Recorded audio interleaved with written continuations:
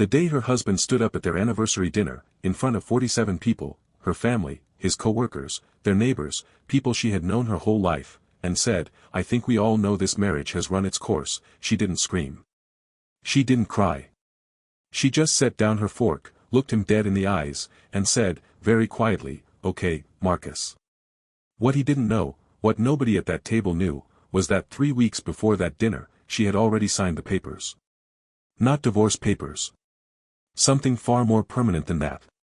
And by the time he finished his little speech, the life he thought he controlled had already been transferred, legally and completely, into her name alone. Before we dive deeper, let us know in the comments where you're watching from, we'd love to hear from you. And if you're new here, click on the subscribe button so you never miss any of our upcoming videos. Her name was Claire Whitfield. She grew up in a quiet suburb of Columbus, Ohio, the kind of neighborhood where people still left their doors unlocked in the summer, where the smell of fresh-cut grass on a Saturday morning felt like a promise that the world was safe. She was the second of 3 daughters born to Raymond and Elaine Whitfield. Raymond was a civil engineer who spent 30 years quietly building infrastructure projects across the Midwest. He was the kind of man who didn't talk much but meant everything he said. Elaine ran the household with a warmth so steady that Claire never once questioned whether she was loved. They were not flashy people. They were not the kind of family that talked about money at the dinner table. But they were careful. They were intentional. And what Raymond had built over those 30 years was far larger than anyone, including his own daughters, fully understood at the time. Think about that for a moment. There are families all around us living modest, quiet, ordinary lives, and the people closest to them have no idea what has been carefully constructed beneath the surface. Raymond Whitfield was one of those people. Claire met Marcus Webb in the spring of 2009. She was 26 years old, working as an administrative coordinator at a mid-size architecture firm in Columbus. He was 31, confident in that particular way that can look like strength when you're young and don't yet know the difference between confidence and performance. He wore good shoes. He laughed easily. He remembered things, your coffee order, the name of your childhood dog, the birthday of your mother. Those kinds of details. And for Claire, who had grown up around a father who showed love through steadiness rather than words, Marcus felt like a revelation. He made her feel seen in a way she hadn't expected. He made her feel chosen. And when you spend your whole life being quietly loved by quiet people, being loudly chosen by someone can feel like the most intoxicating thing in the world. Can you relate to that? Have you ever mistaken someone's intensity for devotion? A lot of people have. They married in October of 2011. The ceremony was at a small vineyard outside the city, simple, beautiful, the way Claire had always wanted it. Her father walked her down the aisle and whispered something in her ear just before she stepped forward. She never repeated exactly what he said, but people who knew Raymond Whitfield suspected it was something measured. Something he had thought about for a long time. He shook Marcus's hand afterward with the particular firmness of a man who was choosing to trust someone he hadn't fully decided about yet. The first years of the marriage were not terrible. That matters, because these stories rarely begin with someone being immediately cruel. They begin with something more ordinary, a slow erosion. A gradual shift in weight. Marcus had a good job in commercial real estate, and he was effective at it, which meant he was also gone a lot. Long weekday evenings, weekend site visits, client dinners that ran past midnight. Claire accepted these absences the way she accepted most inconveniences, quietly, without making too much of them. She was working too. She had moved from the architecture firm into a project management role at a nonprofit focused on urban housing development, work she genuinely loved. She was good at holding things together. She had been trained for it, in a sense, by a childhood where steadiness was the family language. But sometime around year 3 of the marriage, Claire started to notice something she couldn't quite name. Not a single incident. Not a dramatic moment. Just a pattern, small, consistent, and accumulating. Marcus had begun to correct her in public. Lightly at first. A gentle redirect of something she'd said at a dinner party. A quiet, "that's not quite right," when she told a story. And then, gradually, the corrections became less gentle. He started speaking over her. Finishing her sentences, not to help her, but to replace what she was saying with what he would have said instead. He started treating her professional opinions the way you treat a child's drawing, with a kind of patient tolerance that was actually condescension wearing a polite face. Ask yourself something. Has anyone ever made you feel like your voice only mattered when they had already decided what you should say?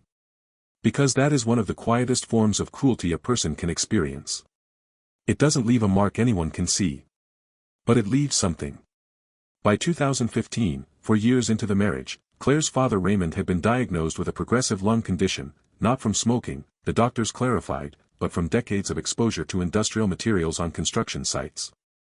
He was 64 years old. The diagnosis was serious but not immediately terminal, and Raymond, being Raymond, responded to it the way he responded to every obstacle in his life, methodically. He sat down with his attorney, a woman named Patricia Harmon who had handled his estate planning for over 15 years, and he began restructuring things. Carefully. Deliberately. Over the following 18 months, Raymond Whitfield made a series of legal and financial decisions that nobody in his family, including his wife Elaine, fully understood until much later. He did not tell Claire. He did not tell her sisters. He simply acted, because Raymond had spent 30 years watching how the world actually worked, and he had seen enough to know that what you say and what you document are two very different things. Raymond passed away in February of 2017. He was 66 years old. The loss was devastating for Claire in the specific way that losing a steady parent is devastating, not with the shock of something sudden, but with the slow collapse of a wall you hadn't realized you'd been leaning against your whole life. She took 2 weeks off work. Marcus took 2 days.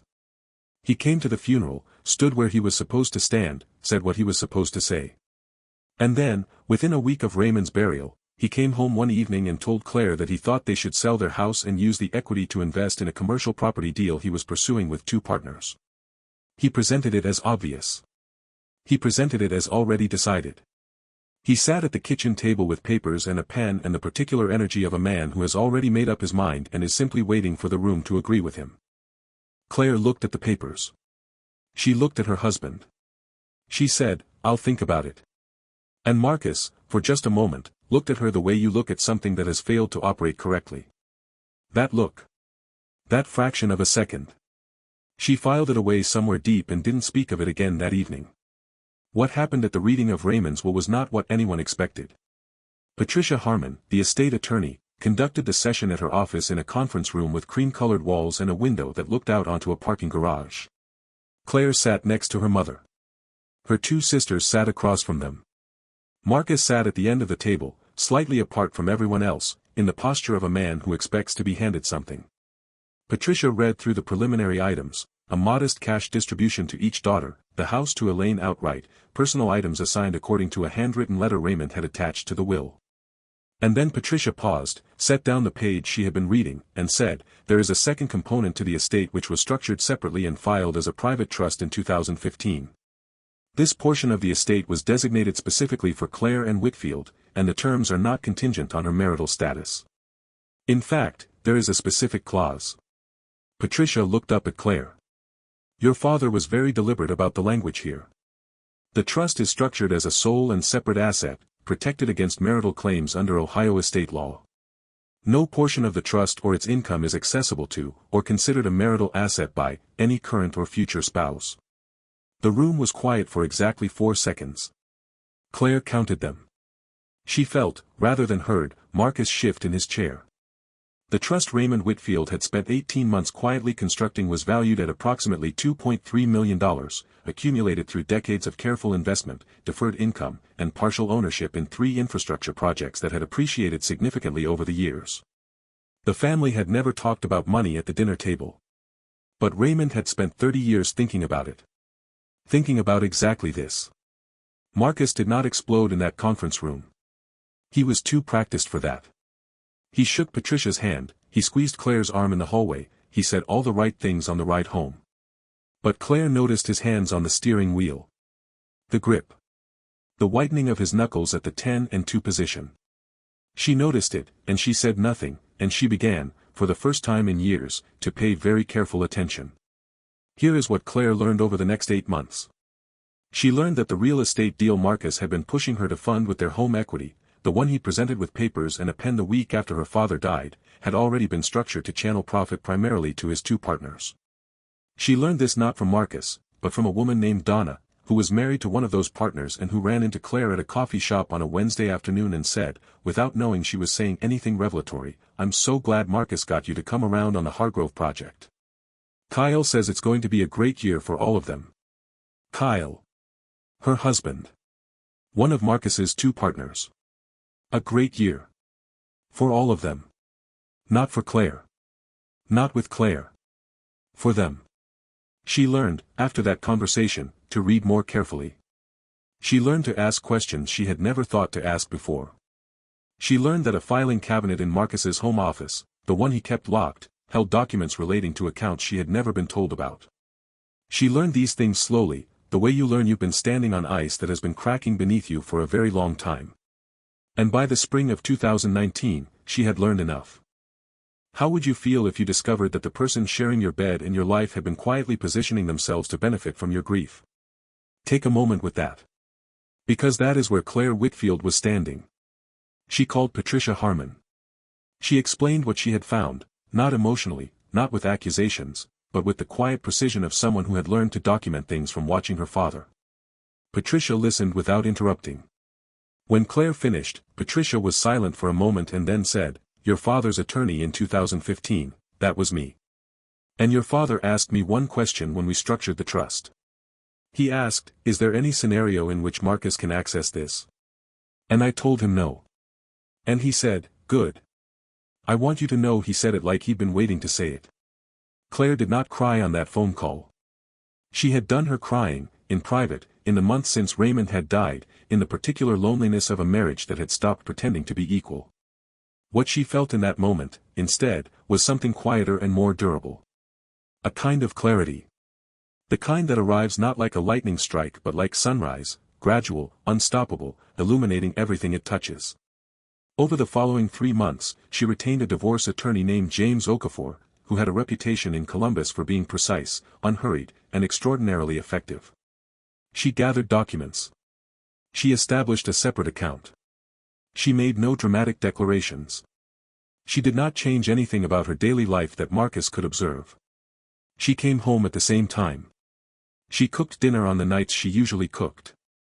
She was present without being transparent. She was a woman learning, for the first time in her adult life, what it actually meant to protect herself. The anniversary dinner, their 8th, was Marcus's idea. He booked a private room at a restaurant in the short north neighborhood of Columbus, a place they had been to on their first date.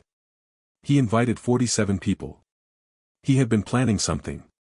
Anyone who has ever been in a marriage that is ending from the inside knows how the air in a room changes before someone speaks. Something had shifted in Marcus over the preceding weeks. He was too pleasant. Too solicitous. Too interested in Claire's schedule and her meetings and her plans.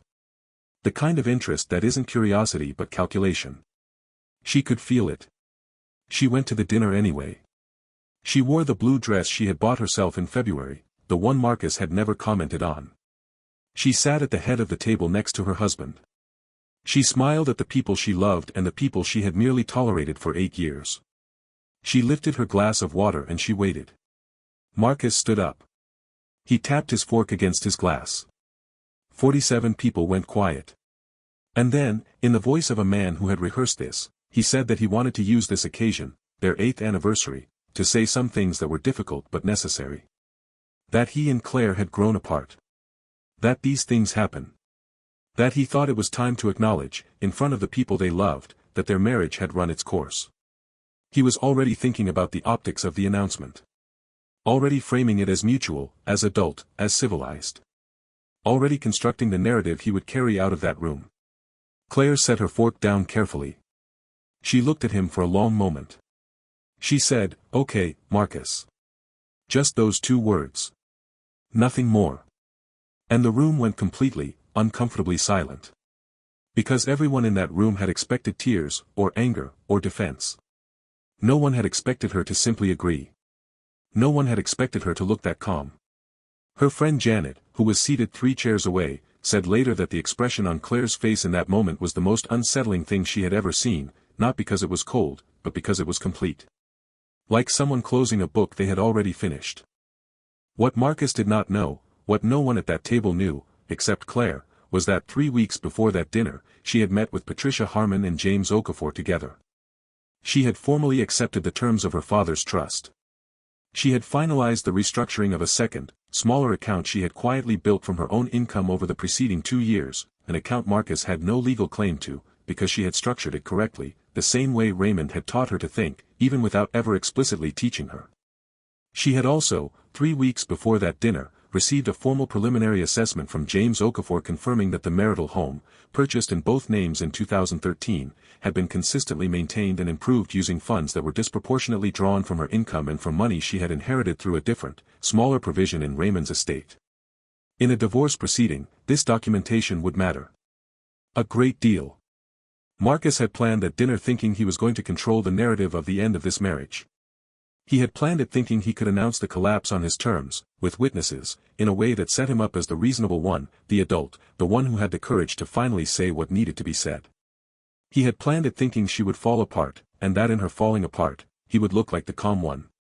He had spent 8 years building a version of Claire in his mind, manageable, compliant, emotionally dependent, and he had been preparing to discard that version on his schedule. He had not accounted for one thing.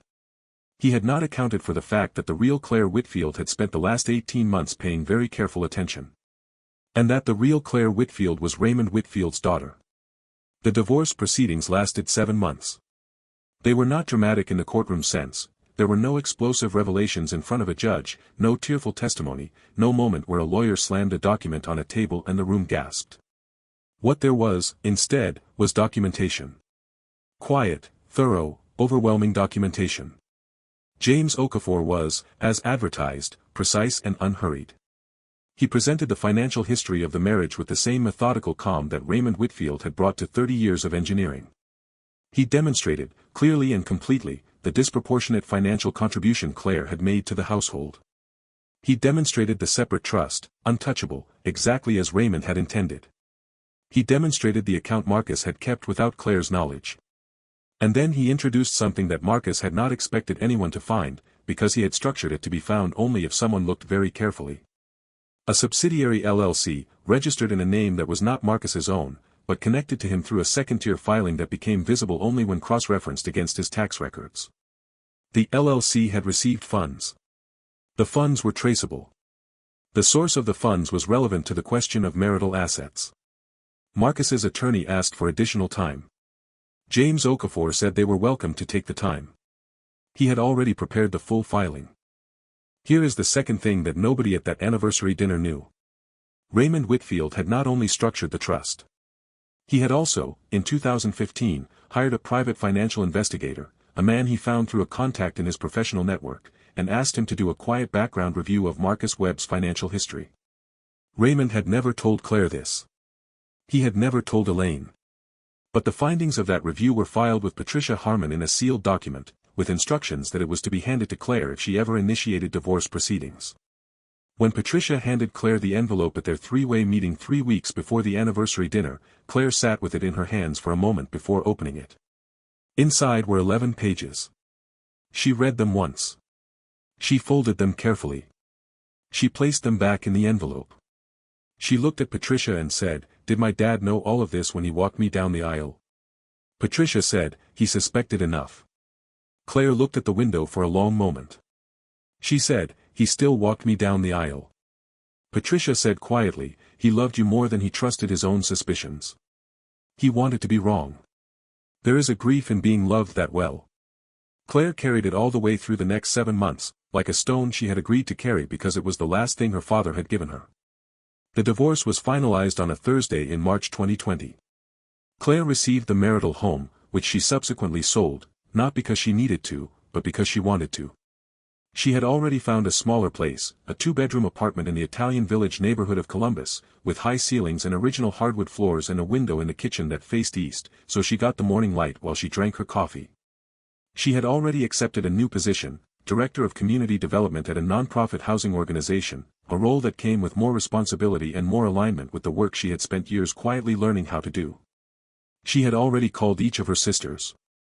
She had already had the conversation with her mother that she had been delaying for months, sitting in Elaine's kitchen at the table where they had eaten 10,000 dinners, telling her what Raymond had done and what he had known and what he had left behind. Elaine had listened without interrupting. When Claire finished, Elaine reached across the table, covered Claire's hand with both of hers, and said, "Your father would have been so proud of how you handled this. Not the outcome. The way you conducted yourself." Claire held on to that. She still holds on to it. Marcus Webb relocated to a different city within 6 months of the divorce being finalized. The commercial real estate business he had been building, the one that depended substantially on the financial flexibility he had anticipated from Claire's inheritance and their shared equity, encountered significant difficulties. Some of those difficulties were the natural consequence of the documentation that surfaced during the divorce proceedings. Some were the natural consequence of business decisions made by a man who had spent years overestimating his own position. He is not a villain in the cinematic sense.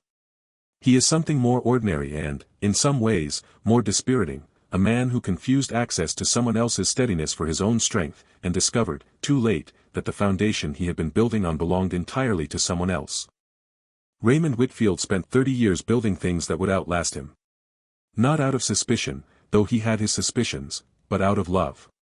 The particular kind of love that says, "I may not be here, so let me make sure you are safe." He built the trust. He commissioned the investigation. He signed the papers. He filed them. He walked his daughter down the aisle and he shook her husband's hand, and he chose to hope he was wrong. He was not wrong. But he had prepared for that too. And when his daughter sat across from an attorney in a cream-colored conference room, 8 years after that handshake, and heard the words, "Your father was very deliberate about the language," she understood, perhaps for the first time fully, that the quietest kind of love is sometimes the most powerful kind. The kind that doesn't announce itself. The kind that simply holds. Claire Whitfield turned 40 in the summer of 2023. She had dinner with her mother and her 2 sisters at a restaurant in Columbus, just the 4 of them. She ordered the fish. She had a glass of white wine. She laughed at something her youngest sister said about a coworker, one of those laughs that starts in your chest and goes all the way up. After dinner, standing in the parking lot while they waited for their cars, her mother reached over and fixed a piece of hair that had come loose from behind Claire's ear, the way mothers do, automatically, as if no time has passed at all. And Claire thought about her father. She thought about the way he shook Marcus's hand. She thought about the way he said one word to Patricia Harmon, "Good." She thought about the 11 pages in the sealed envelope, and the man who had loved her enough to compile them and hope he never had to use them. And standing in that parking lot, on a warm summer evening in Columbus, Ohio, Claire Whitfield smiled. Not because everything had worked out neatly. Not because the world had been fair. But because she had gotten through it. Because she was standing on ground that was entirely her own. Because her father had made sure of it. And because she had been paying attention. Now I want to ask you something, and I genuinely want you to think about it. If you were Claire, if you had spent years quietly shrinking yourself inside a marriage, and the one person who truly saw you and protected you was already gone, how would you have handled that anniversary dinner? Would you have kept your composure? Would you have been able to sit there, knowing what you knew, and simply say, "Okay," without revealing anything? And when you think about what Raymond did, quietly building that trust, hiring that investigator, saying nothing, simply acting, does that feel like love to you? Because it does to me. It is not the loud kind of love. It is the kind of love that plans for your survival. The kind that asks, "What does she need if I am not there?" and then builds exactly that. Some people never receive love like that. Claire Whitfield did. And she carried it all the way through. If this story moved you in any way, if you saw something of yourself or someone you love in Claire's story, or in Raymond's, let us know in the comments below. We read every single one. And if you are new here, please subscribe, because we tell stories like this every week, stories about real people navigating real pain, and what they built from the other side of it. We will see you in the next one.